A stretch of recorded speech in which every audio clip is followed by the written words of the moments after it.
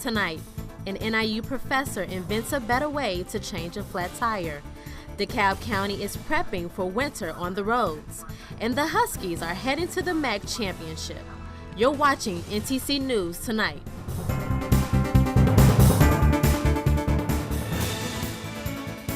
You're watching NTC News, DeKalb County's only television news source, on the campus of Northern Illinois University and from the Northern Television Center. This is NTC News Tonight. What could be better than a Gatorade shower in November? If you missed it last night, NIU played an incredible game of football against the University of Toledo, and that means in 2 weeks they'll be headed to Detroit to play in the MAC championship for the third year in a row. We'll bring you more highlights from the game later in the show. But first, if you've ever had to change a flat tire on the side of the highway, you know it could be downright dangerous. Good evening, I'm Torian Small. Thanks for joining us. And I'm Candace Beasley. A law professor here at NIU thought about that in a dream. His solution is a new invention and a good lesson for one student and how to get a patent.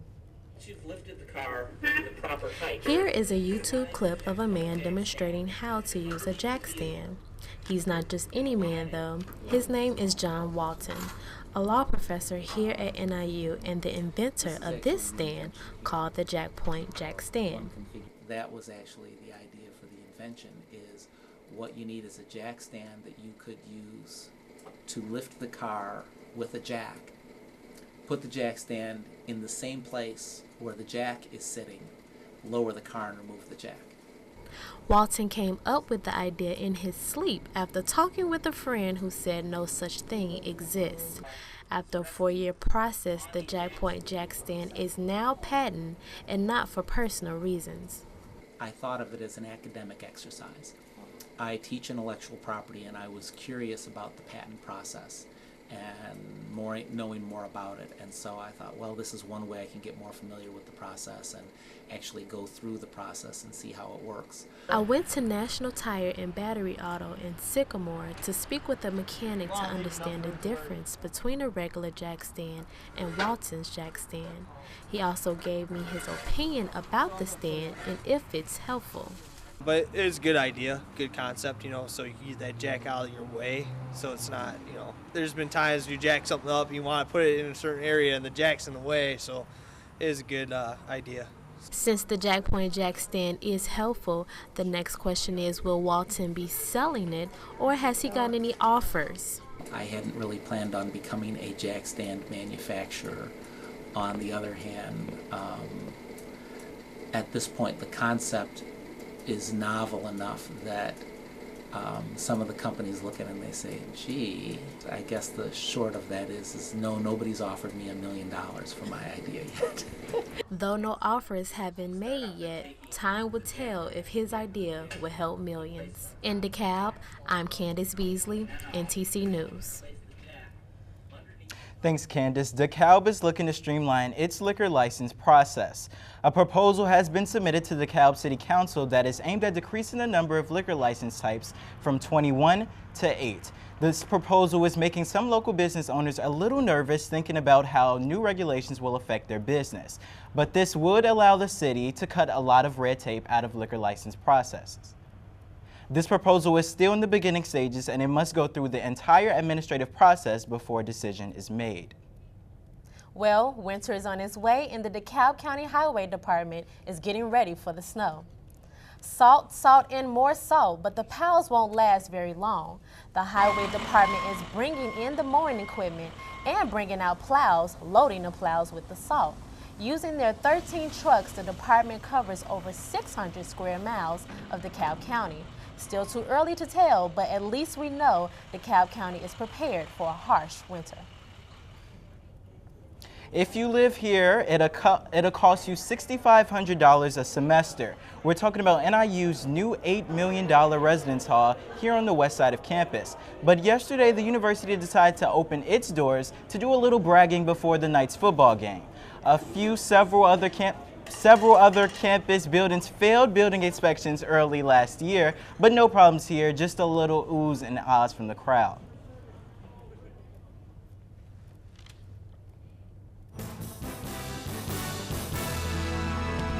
Senator Dick Durbin is back and here to stay.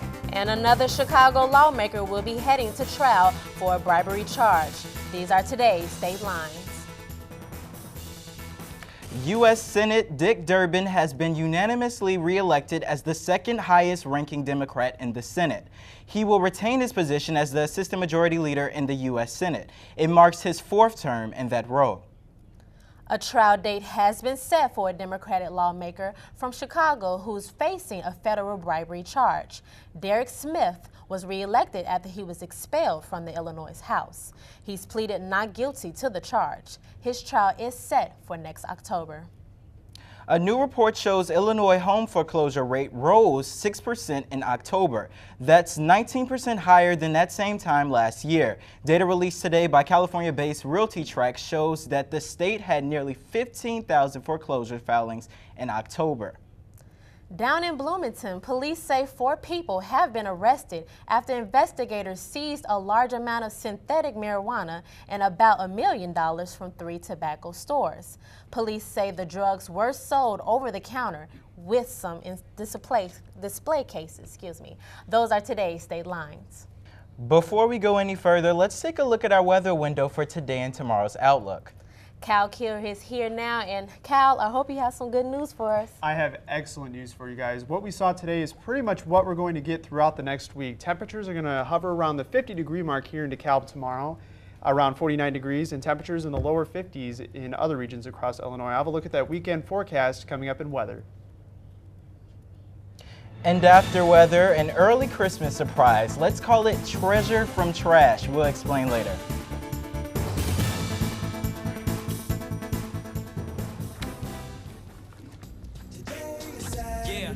Salad on Saturday, fruit on Friday, throw a ball Thursday.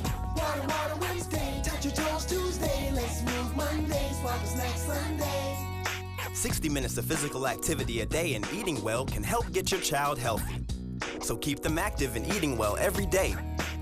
Get ideas, get involved, get going at letsmove.gov. That's letsmove.gov.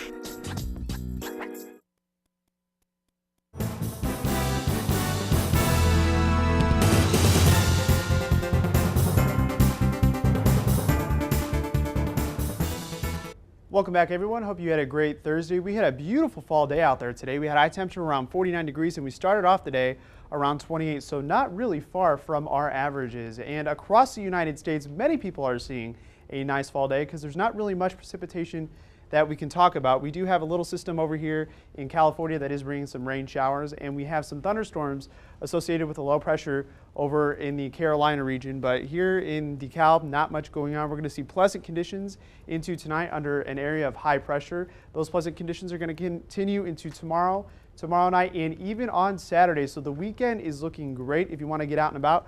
But you can see that we do have a system coming into the west that could have an effect on our weather later on next week. But in the meantime, looks to be very pleasant out there this weekend. So for tonight, look for partly cloudy skies, maybe some patchy fog toward the morning hours, a low temperature around 31 degrees, light south winds at 5 miles per hour. As we head into tomorrow, mostly sunny, another seasonable fall day, a high temperature around 49 degrees. Tomorrow night, again, mostly clear, seasonable temperatures, a low around 28 degrees. And into your Saturday, it's going to be a perfect fall day, sunny conditions with a high temperature of around 53 degrees. Extending it out to the next 5 days, got some good news for you. As I said, those temperatures are going to hover around 50 degrees, perfect weather conditions with sunny skies. That's all I have for weather. Let's head back to the news desk. Thanks, Cal. Now, you have to take a look at this video. It might be a little early, but these are Christmas toys, and you wouldn't believe that they are made out of scrap.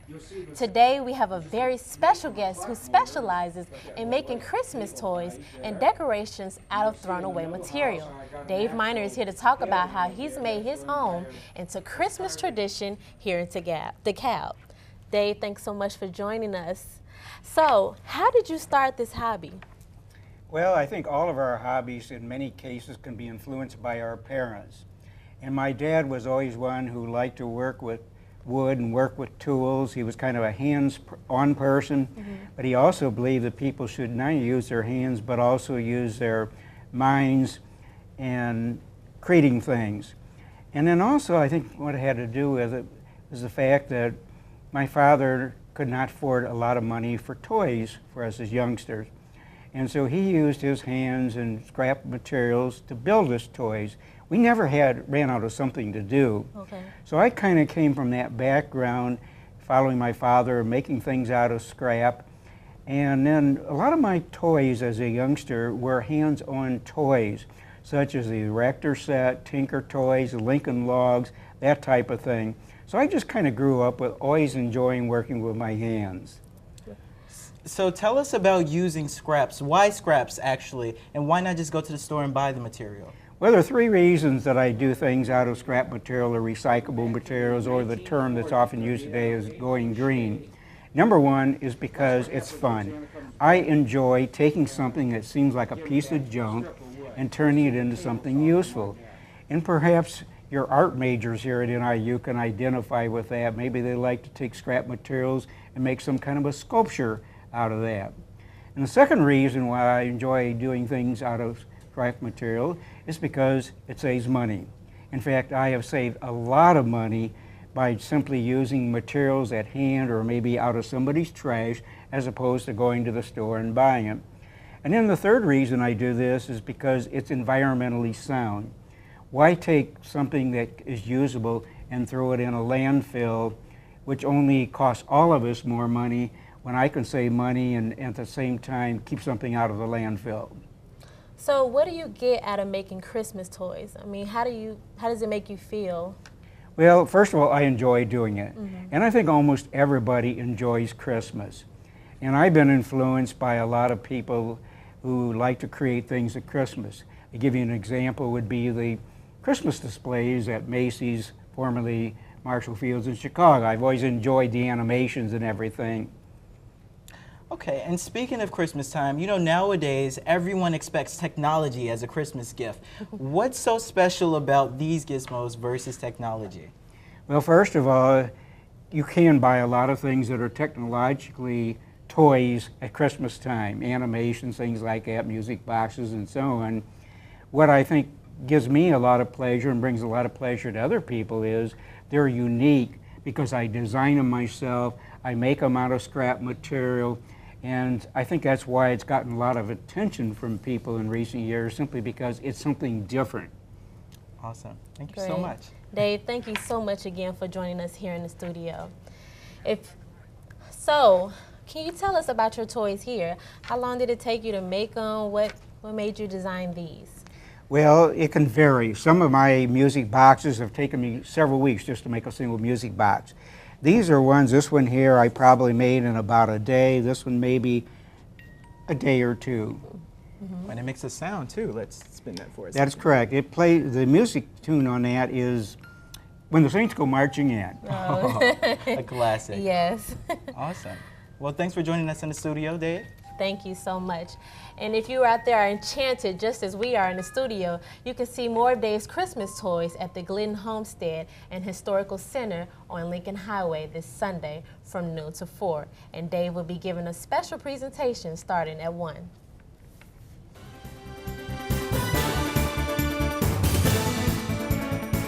Are Israel and Hamas headed to war again? And General Petraeus is headed to Capitol Hill tomorrow. Here's what's happening in today's World Watch. The heaviest fighting in 4 years between Israel and militants in Gaza Strip has brought to life to a standstill on both sides of the border. Gaza's streets are mostly empty today as the Israeli air forces continue to strike targets. Across southern Israel, residents remain huddled indoors or close to home. Militants in Gaza has been pounding southern Israel with rocket fire today, killing 3 people. Former CIA Director David Petraeus will testify tomorrow before 2 congressional committees on the September attack in Benghazi, Libya. 4 Americans were killed, including the U.S. ambassador of Libya. Petraeus says he will not answer any questions about the exploiting sex scandal that led him to resigning. And we're getting more details about the cleanup efforts from that explosion that left a hole in Indianapolis neighborhood. 2 people were killed, 5 homes were damaged, and investigators still don't know what caused the explosion. They now say it wasn't a gas leak outside the home, so they're concentrating on things such as appliances inside the house. They are concentrating their efforts. 5-hour energy drink may be supplying users with too big of a rush. FDA records show that those shots you see on counters almost everywhere have been linked to 13 deaths and 30 life-threatening incidents since 2008. Incidents including heart attacks, convulsions, and at least 1 miscarriage. A month ago, the FDA said Monster energy drinks were linked to 5 deaths. And that's today's World Watch.